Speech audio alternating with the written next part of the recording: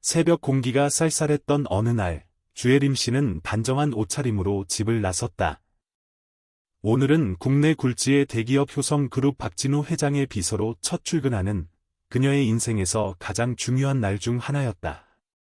넉넉지 못한 가정 형편 속에서도 혜림 씨는 밤낮 없이 공부의 명문대를 우수한 성적으로 졸업했고, 치열한 경쟁을 뚫고 마침내 효성그룹 공채에 합격한 것이다. 특히 그녀의 뛰어난 성실함과 날카로운 통찰력은 박 회장의 눈에 띄어 수많은 경쟁자들을 제치고 회장 비서라는 중책에 발탁되는 영광을 안았다. 혜림아, 너무 긴장하지 마라. 내 실력이면 충분히 잘 해낼 수 있을 게다. 출근 전, 할아버지 박진호 씨는 언제나처럼 손녀의 어깨를 따뜻하게 다독여 주었다. 70 초반의 나이에도 불구하고 할아버지는 항상 깨끗한 정장 차림의 반듯한 자세를 유지했다. 혜림 씨의 할아버지는 입버릇처럼 우리 집안은 원래 대단한 가문이여 라는 말을 자주 했지만 혜림 씨는 그저 할아버지의 자부심 섞인 옛날 이야기로만 여겼다.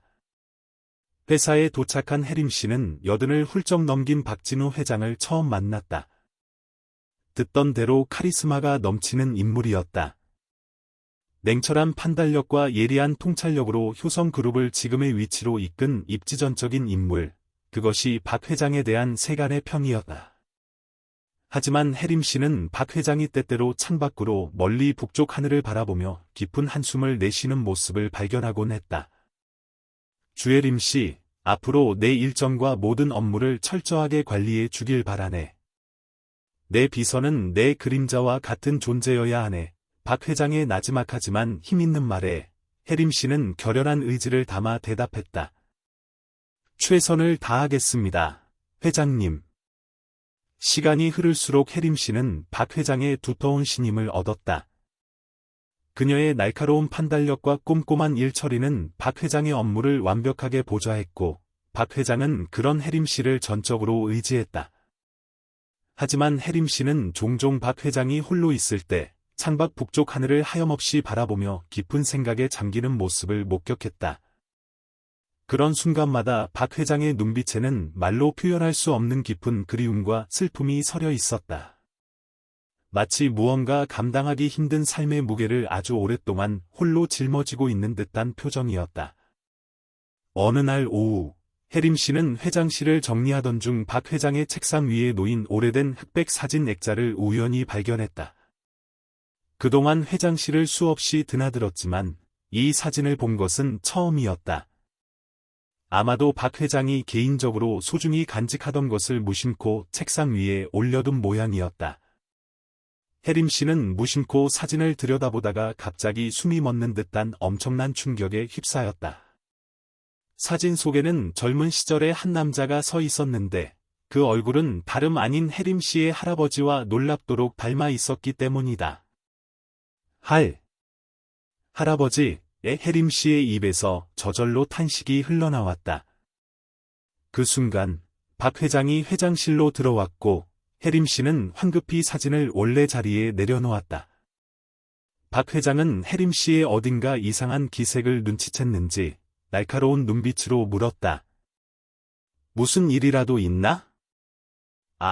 아닙니다, 회장님. 그냥 책상 정리를 하고 있었을 뿐입니다. 혜림 씨는 당황한 기색을 애써 감추며 대답했다. 박 회장은 아무 말 없이 창가로 걸어가 다시 북쪽 하늘을 말없이 바라보았다. 마치 아주 오래된 습관처럼 말이다. 그날 이후 혜림 씨는 할아버지와 박 회장 사이에 어떤 알 수 없는 연관성이 있을지도 모른다는 생각에 사로잡혔다. 집에 돌아오자마자 할아버지의 옛 사진첩을 뒤적이며 낡은 흑백 사진들을 하나하나 꼼꼼히 살펴보았다.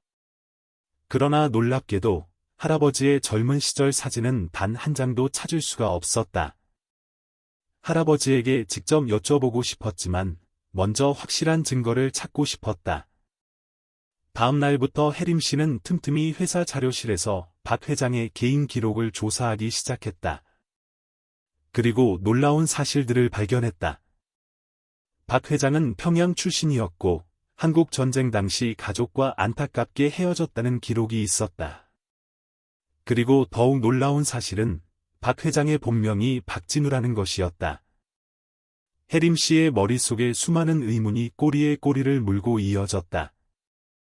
혹시 할아버지와 박 회장 사이에 정말 어떤 깊은 연결고리가 있는 것은 아닐까? 주말이 되자 혜림 씨는 할아버지를 찾아갔다. 평소와 다름없이 정갈한 차림의 할아버지는 하나뿐인 손녀의 방문을 반갑게 맞이했다.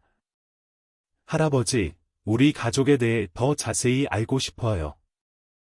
특히 6.25 전쟁 때 이야기요. 혜림 씨의 갑작스러운 질문에 할아버지의 눈빛이 불안하게 흔들렸다. 오랫동안 가슴 깊이 묻어둔 아픈 기억을 꺼내는 듯 할아버지는 잠시 말을 잇지 못했다. 그러다 깊은 한숨을 내쉬며 무겁게 이야기를 시작했다. 내가 아주 어릴 때였지. 아마 돌도 채 지나지 않았을 때였을 게다. 6.25 전쟁이 터졌단다. 아버지와 큰형님은 그때 서울에 사업차 내려가 계셨고, 어머니는 나를 업고 이웃들과 함께 정신없이 남쪽으로 피난을 떠났다고 하더구나. 할아버지의 목소리에는 아주 오랜 세월의 깊은 그리움이 담겨 있었다. 혜림 씨는 숨을 죽인 채 할아버지의 이야기에 귀를 기울였다. 그런데 아버지와 큰형님은 우리가 걱정되어 다시 평양으로 돌아가셨다고 해. 그러다 그만 남북이 갈라지면서 우리는 영영 이산가족이 되고 말았지. 할아버지의 눈가에 희미한 이슬이 맺혔다. 평생 북에 두고 온 가족들을 그리워하며 살아온 기나긴 세월이 그 주름진 얼굴에 깊게 새겨져 있었다. 할아버지는 아버지나 형님 얼굴을 기억하세요. 혜림 씨가 조심스럽게 물었다. 할아버지는 힘없이 고개를 저었다. 나는 아버지 얼굴을 본 기억이 전혀 없단다. 다만 어릴 적에 아버지 친구분들이 종종 우리 집에 찾아와서는 내게 그러시더구나. 진호야, 너는 내 애비랑 어쩜 그리 똑 닮았느냐. 아비 보고 싶으면 거울이나 보렴. 이렇게 말이다. 할아버지의 말에 혜림 씨는 가슴이 쿵 내려앉는 듯한 느낌을 받았다. 그렇다면 회장실에서 본 사진은 할아버지가 아닌 증조할아버지의 사진일 가능성이 매우 컸다. 혜림 씨는 떨리는 목소리로 할아버지에게 물었다. 할아버지, 혹시 큰형님 이름이 진우였나요? 박진우. 할아버지의 눈이 놀라움으로 커졌다. 내가 어찌 알았느냐? 그래, 내 형 이름은 박진우였다. 하지만 나는 형의 얼굴조차 기억하지 못한단다. 다만 나보다 10살 이상 많았다고 어렴풋이 들었을 뿐이지. 혜림 씨의 심장이 걷잡을 수 없이 빠르게 뛰기 시작했다. 박 회장과 할아버지가 그토록 애타게 찾던 이산가족, 바로 그 형제의 가능성이 점점 더 커지고 있었다. 혜림 씨는 할아버지에게 회사에서 본 사진에 대해 조심스럽게 이야기했다. 할아버지는 잠시 생각에 잠기더니 방 안쪽에서 오래된 나무 상자를 꺼내왔다. 그리고 그 안에서 빛바랜 낡은 사진 한 장을 아주 조심스럽게 꺼냈다. 놀랍게도 그것은 혜림 씨가 회장실에서 본 사진과 너무나도 비슷했다. 이것은 내 아버지의 사진이다. 어머니가 평생 소중히 간직하시다가 돌아가시면서 내게 주신 것이지. 내가 아버지를 그렇게나 닮았다면 이 사진 속모습이 바로 내 젊은 시절 얼굴과 비슷했겠구나. 할아버지의 눈에는 복잡한 감정이 서려 있었다. 평생 단 한 번도 만나보지 못한 아버지와 형에 대한 사무치는 그리움, 이제야 희미한 실마리라도 찾게 된 것에 대한 떨리는 기대감, 그리고 혹시나 하는 두려움까지. 혜림 씨는 이제 거의 확신이 들었다. 회장실의 사진은 분명 증조할아버지의 사진이었고, 박 회장은 할아버지의 형일 가능성이 매우 높았다. 할아버지, 혹시 효성그룹의 박진우 회장님에 대해 들어보신 적 있으세요? 할아버지는 고개를 갸웃거렸다. 신문에서 가끔 이름은 보긴 했다만 특별히 관심을 두진 않았단다. 그런데 왜 그러느냐? 혜림 씨는 조심스럽게 자신의 추측을 이야기했다. 할아버지, 제가 지금 박 회장님의 비서로 일하고 있는데 얼마 전에 회장님 책상 위에 있던 사진이 바로 이 사진과 똑같았어요. 그리고 회장님의 성함이 박진우세요. 할아버지의 형님 이름과 똑같죠. 할아버지의 얼굴이 순간 창백하게 변했다. 손이 가늘게 떨리기 시작했고 눈에는 믿기지 않는다는 표정이 역력했다. 그럴 리가. 정말 내 형이 살아있다고? 그것도 그렇게 가까이에. 오랜 세월 동안 억눌러왔던 감정들이 한꺼번에 폭포수처럼 밀려오는 듯했다. 할아버지는 한동안 아무 말도 잇지 못했다. 그저 창밖을 하염없이 바라보며 깊은 생각에 잠겼다. 혜림아. 확실한 증거가 필요하다. 성함이 같다고 해서, 사진이 비슷하다고 해서 반드시 내 형이라고 단정할 수는 없는 일이다. 하지만 만약 정말이라면? 할아버지의 목소리가 가늘게 떨렸다. 60년이 넘는 기나긴 세월 동안 가슴 깊이 묻어두었던 희미한 희망이 다시 꿈틀거리기 시작한 것 같다. 혜림 씨는 더 확실한 증거를 찾기로 마음먹었다. 다음 날부터 혜림 씨는 이전보다 더욱더 열심히 회사 기록 보관소를 뒤졌다. 그리고 마침내 박 회장의 개인 서류철에서 아주 중요한 문서를 발견했다. 그것은 6.25 전쟁 당시 실종자 명단에 관한 기록이었다. 그 명단에는 박진호, 만 1세, 어머니 김순자와 함께 실종이라는 이름이 선명하게 적혀 있었다. 바로 혜림 씨의 할아버지와 증조할머니의 이름이었다. 그리고 더욱 놀라운 사실을 알게 되었다. 박 회장은 평생 자신의 동생과 어머니가 북한에 남겨졌다고 굳게 믿고 있었다는 회고록의 일부를 발견한 것이다. 반면 할아버지는 아버지와 형이 북한에 갔다고 알고 있었다. 서로가 서로를 잃어버렸다고 생각한 채 수십 년이라는 엄청난 세월을 각자의 슬픔 속에서 살아온 것이다. 혜림 씨의 가슴이 먹먹해졌다. 한국 전쟁이 만들어낸 뼈아픈 비극이 바로 눈앞에 펼쳐져 있었다. 할아버지와 박 회장은 피를 나눈 형제이면서도 서로의 존재조차 모른 채 평생을 살아온 것이었다. 하지만 이제 혜림 씨가 그들을 이어줄 수 있었다. 용기를 내어 혜림 씨는 박 회장과의 면담을 정식으로 요청했다. 박 회장은 바쁜 일정 속에서도 하나뿐인 비서의 갑작스러운 요청을 흔쾌히 받아들였다. 회장실에 들어선 혜림 씨는 떨리는 마음을 진정시키려 깊은 숨을 들이마셨다. 회장님, 송구스럽지만 개인적인 질문을 하나 드려도 괜찮겠습니까? 박 회장은 의아한 표정을 지었지만 조용히 고개를 끄덕였다. 무슨 일인가? 회장님. 책상 위에 있던 그 흑백 사진 속 인물은 누구신가요? 질문을 듣자 박 회장의 표정이 차갑게 굳었다. 오랜 시간 마음 깊이 소중하게 간직해온 비밀을 누군가 함부로 건드린 듯한 불편함이 역력했다. 하지만 혜림 씨는 용기를 내어 말을 이었다. 제 할아버지의 성함은 박진호이십니다. 할아버지는 6.25 전쟁 때 어머니와 함께 남쪽으로 피난 오셨고 아버지와 형이 북한에 남았다고 알고 계십니다.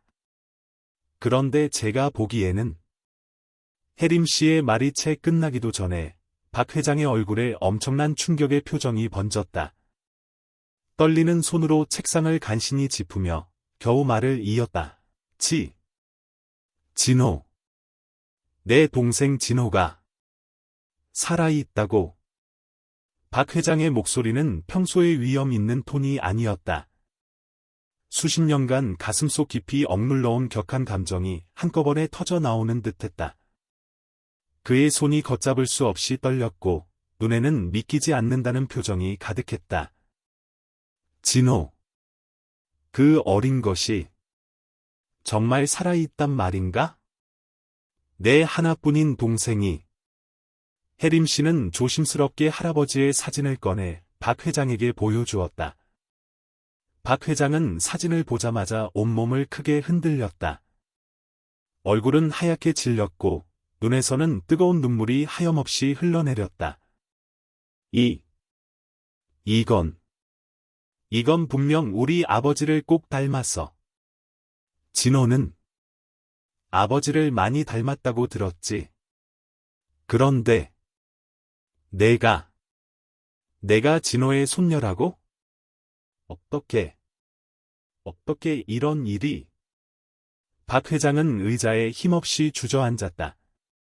평생 자신은 홀로 남겨졌다고 생각하며 살아왔던 그에게 그토록 그리워하던 동생이 살아있다는 사실은 너무나도 큰 충격이자 감격이었다.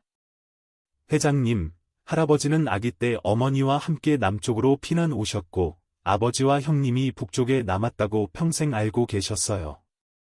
반면에 회장님께서는 나는 평생 어머니와 진호가 북에 남았다고만 알고 살았다. 아버지와 내가 서울에 사업차 왔다가 집이 걱정되어 다시 돌아가려 했지만 전쟁이 너무 심해져서 아버지만 간신히 북으로 돌아가셨지. 나는 서울에 그대로 남게 되었고, 그리고 줄곧 어머니와 진호가 북에 있을 거라고만 생각했던 게야. 박 회장의 목소리에는 60년이 넘는 기나긴 세월의 아픔과 회한이 고스란히 담겨 있었다. 전쟁이 빚어낸 비극적인 오해가 두 형제를 이토록 오랫동안 갈라놓았던 것이다. 각자 다른 가족이 북에 남았다고 굳게 믿으며 서로를 그리워하며 살아온 것이었다. 회장님, 할아버지를 만나보시겠어요? 할아버지도 이 사실을 알고 정말 많이 놀라셨고 또 기뻐하셨습니다. 박 회장은 한동안 말없이 창밖을 바라보았다. 북쪽 하늘을 하염없이 바라보던 그 습관적인 시선이었다. 그러다 마침내 결심한 듯 천천히 고개를 끄덕였다. 그래. 진호를 만나고 싶다. 내일? 아니. 오늘 당장, 지금 당장 만나고 싶다. 박 회장의 목소리는 떨리고 있었지만 그 눈빛에는 확고한 결심이 담겨 있었다. 혜림 씨는 서둘러 할아버지에게 연락을 취했다. 할아버지 역시 형을 당장 만나고 싶다고 이미 준비를 하고 있다고 하셨다. 이튿날 아침, 회장실은 아주 특별한 손님을 맞이할 준비로 분주했다. 박 회장은 평소보다 훨씬 더 일찍 출근하여 창가에 서서 초조하게 누군가를 기다리고 있었다. 그의 눈에는 기대와 불안, 그리고 형언할 수 없는 설렘이 뒤섞여 있었다. 드디어 노크 소리가 들렸고 혜림 씨가 할아버지를 모시고 회장실로 들어섰다. 이른 초반에 할아버지와 여든을 훌쩍 넘긴 박 회장이 마주하는 순간 방 안은 깊은 침묵에 휩싸였다. 10살 이상 나이 차이가 나는 형제였지만 너무나도 닮은 두 노인의 얼굴에는 세월의 깊은 흔적이 고스란히 패여 있었다. 진호야. 내가 정말 내 동생 진호냐? 박 회장이 떨리는 손으로 할아버지의 얼굴을 조심스럽게 어루만졌다. 할아버지의 눈에서는 뜨거운 눈물이 하염없이 흘러내렸다. 형님. 정말 형님이십니까? 태어나서 처음 보는 형을 부르는 할아버지의 목소리는 애절한 흐느낌으로 가득했다. 두 형제는 서로를 마주 바라보며 말없이 눈물만 흘렸다. 60년이 넘는 기나긴 세월의 아픔과 그리움을 함께 나누는 너무나도 감격적인 순간이었다. 내가 진호가 맞구나. 우리 아버지를 어쩜 그리 꼭 닮았니? 내가 평생 너를 찾았어야 했는데. 미안하다. 정말 미안하다. 진호야. 박 회장의 목소리가 흐느낌으로 점점 흐려졌다. 그는 더 이상 카리스마 넘치는 대기업 회장이 아니었다. 그저 아주 오랜 시간 동안 헤어진 동생을 애타게 그리워했던 한 평범한 형의 모습일 뿐이었다. 형님. 저는 형님이 북쪽에 계신 줄로만 알았습니다. 어머니도 그렇게 알고 돌아가셨어요. 할아버지의 말에 박 회장은 깊은 한숨을 내쉬었다. 나도 나도 너희가 북에 있는 줄로만 알았다. 평생을 그렇게만 알고 살았지. 두 형제는 서로의 인생 이야기를 나누기 시작했다. 전쟁 후 각자 다른 길을 걸어온 파란만장한 이야기, 가족을 이루고 살아온 소중한 시간들, 그리고 항상 마음 한구석에 자리 잡고 있었던 서로에 대한 사무치는 그리움에 대해. 혜림 씨는 조용히 자리에서 물러나 두 형제가 아주 오랜 시간 동안 못다 한 이야기를 충분히 나눌 수 있도록 배려했다. 회장실 밖으로 나온 혜림 씨의 눈에도 뜨거운 눈물이 고였다. 전쟁의 깊은 상처를 아는 채 서로를 애타게 그리워하며 살아온 두 형제가 마침내 이렇게 극적으로 재회한 것이었다. 자신이 그들을 이어준 소중한 다리가 되었다는 사실에 혜림 씨는 깊은 감동과 함께 형언할 수 없는 보람을 느꼈다. 형제의 기적적인 재회 이후 박 회장과 할아버지는 거의 매일같이 만나 오랜 세월 동안 나누지 못했던 수많은 이야기들을 주고받았다. 박 회장은 할아버지와 혜림 씨의 가족을 자신의 진짜 가족처럼 따뜻하게 맞이했다. 마치 잃어버렸던 소중한 시간을 되찾으려는 듯 두 형제는 함께하는 모든 순간을 감사하고 소중히 여겼다. 진호야, 내가 이렇게 다 늙어서야 내 하나뿐인 동생을 다시 찾게 될 줄, 그 누가 알았겠느냐. 박 회장은 할아버지의 손을 꼭 잡으며 말했다. 할아버지의 눈가에는 행복한 눈물이 마르지 않았다. 형님, 제가 태어나서 형님 얼굴을 단 한 번도 본 적이 없었는데 이렇게 만나 뵙게 되다니 정말 꿈만 같습니다. 혜림 씨는 두 노인의 애틋한 모습을 지켜보며 가슴이 뭉클해졌다.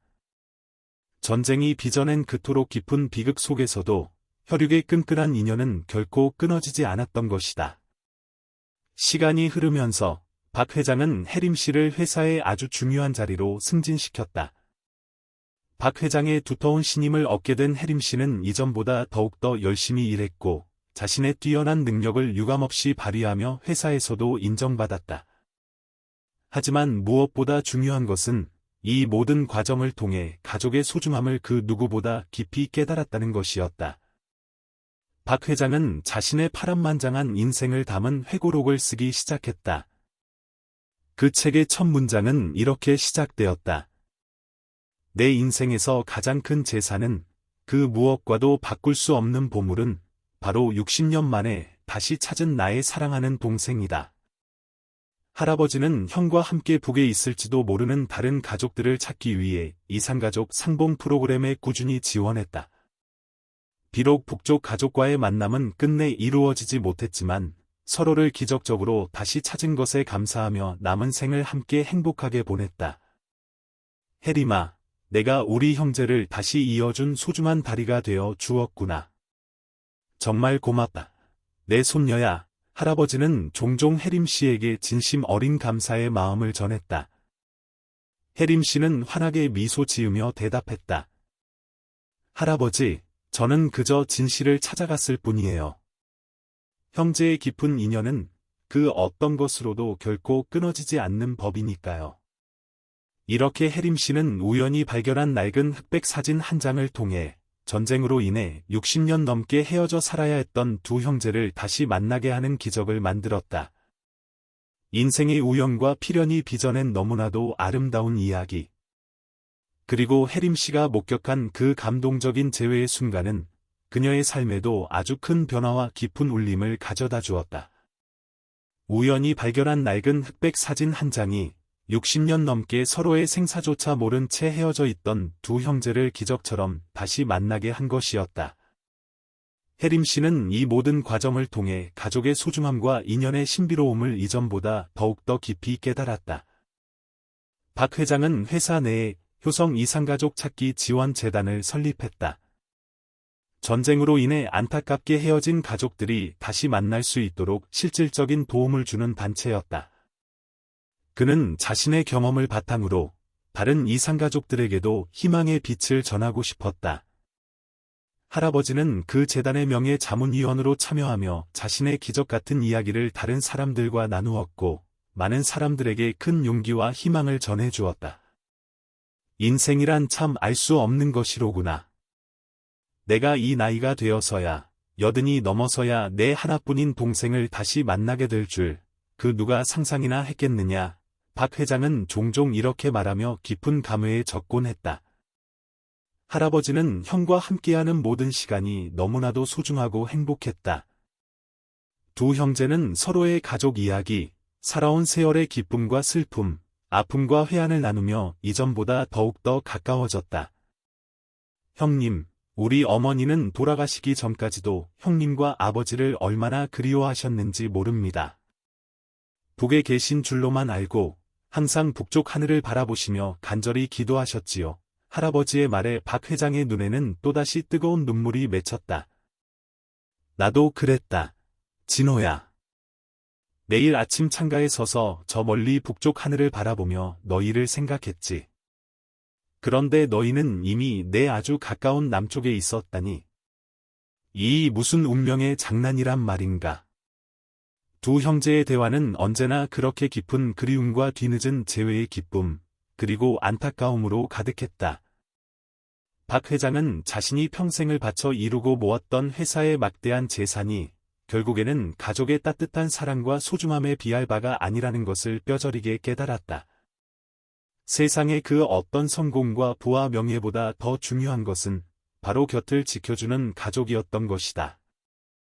혜림 씨는 할아버지와 박 회장을 자주 모시고 국내 여러 곳으로 여행을 다녔다. 두 형제가 함께 어린 시절의 희미한 추억이라도 나눌 수 있는 소중한 시간이었다. 비록 전쟁통에 잃어버린 어린 시절의 기억은 거의 남아있지 않았지만 서로의 존재만으로도 그들에게는 그 무엇과도 바꿀 수 없는 큰 위로와 기쁨이 되었다. 진호야, 우리 아버지는 항상 너를 등에 업고 다니셨다고 하더구나. 내가 아버지의 넓은 등에 엎여서 까르르 웃던 모습이 어렴풋이 생각나는구나. 박 회장의 희미한 기억 속에서 할아버지의 아주 어린 시절 모습이 어렴풋이 떠올랐다.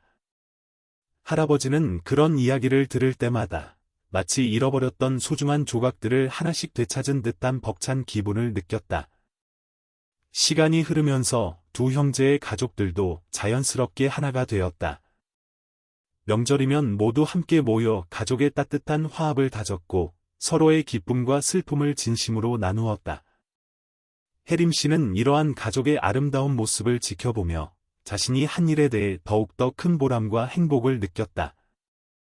박 회장의 회고록은 출간되자마자 베스트셀러가 되었고 수많은 사람들에게 깊은 감동과 울림을 주었다.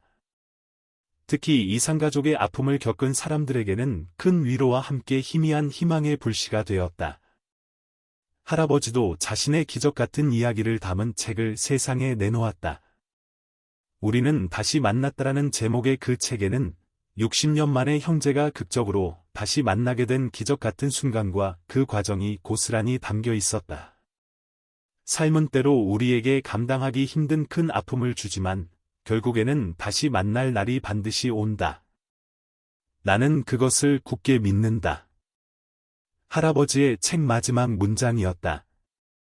그 문장처럼 혜림 씨는 인생의 수많은 우연과 필연이 만들어낸 이 아름다운 재회의 순간을 평생 가슴속에 소중히 간직하며 살아갈 것이다. 이 이야기가 재미있으셨나요? 여러분의 느낌과 생각을 댓글로 남겨주세요. 여러분의 의견이 정말 궁금해요.